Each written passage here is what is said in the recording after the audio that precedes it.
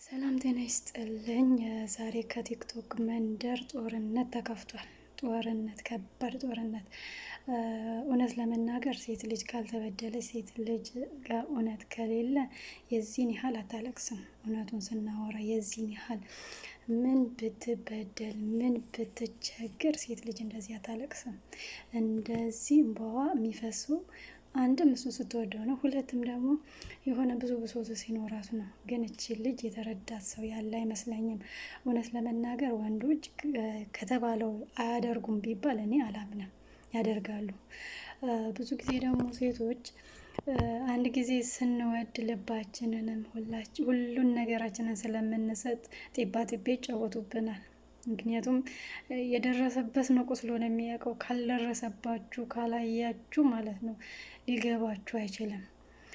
የዛን ሰው ህመም ልትታመሙ አትችሉም። ስትሆኑ ብቻ ነው የምትታመሙት። ካልሆናችሁ ደግሞ ማለት ነው ዳር ሆናችሁ ታላግጣላችሁ እንጂ እውነቱ አይገባችሁም ማለት ነው። እና እች ልጅ እውነትም ተበድላለች፣ እውነትም ፍርድ ይገባታል። ለምንድን ነው በብዙ ጊዜ በዛም ዞረን በዚህም ዞረን ሴቶች የሚጠቁት? እኔ እኮ ለምንድን ነው ሴት ለምንድን ነው የማትከበርበት ሀገር ላይ ያለ ነው እንዴ? ይሄ እኮ ማለት ነው ማንኛውም ሰው ከሴት ተፈጥሮ ይሄን ዚህን ያህል ሴት ላይ ጭካኔ፣ ዚህን ያህል ሴት ላይ በደል። እንግዲህ እውነት ባይሆን ቁስሏን አታሳይም። ውሸት ቢሆን ደግሞ ይህ ቁስል ከየት መጣ? ሲቀጥልም ደግሞ እሷም ደግሞ አሁን ላይ ምን አስነሳት? አሁን ላይ ከአይዶና ጋር አሪፍ ጥሩ ኑሮ እየኖሩ ነው። ጥሩ የፍቅር ግንኙነት እየጀመሩ ነው። ለምን ይሄንን እዛው አድፈድፈን አትቀመጥም? ወይስ ደግሞ እሱም ደግሞ ልጅ ወልደዋል። ከላስ እነሱ እኮ አንዳንድ እርምጃ ተራምደዋሉ። አሁን ለምን ወደኋላ መመለስ አስፈለገ? አልሙሄም ፍርዱ ለእናንተ ልተውላችሁ፣ እናንተ ፍረዱ። እንደኔ ግን እጅ ልጅ ጋር ከባድ እውነት አለ። ዛሬ እንደዚህ የፈነዳችበት የራሷ ብሶት ይኖራታል፣ የራሷ ችግር ይኖራታል።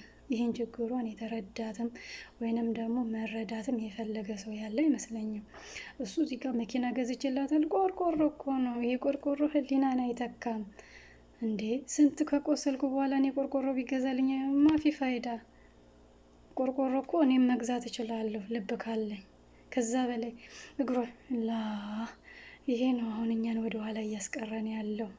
ይሄ ነገር ነው ወደ ኋላ እንድንራመድ ያደረገን። ለማንኛውም ቪዲዮውን አላብዛባችሁ። እንግዲህ ሼር፣ ላይክ፣ ሰብስክራይብ አድርጉ። ያው የሁል ጊዜ ትብብራችሁ አይለየን። መልካሙን ተመኘውላችሁ ባይ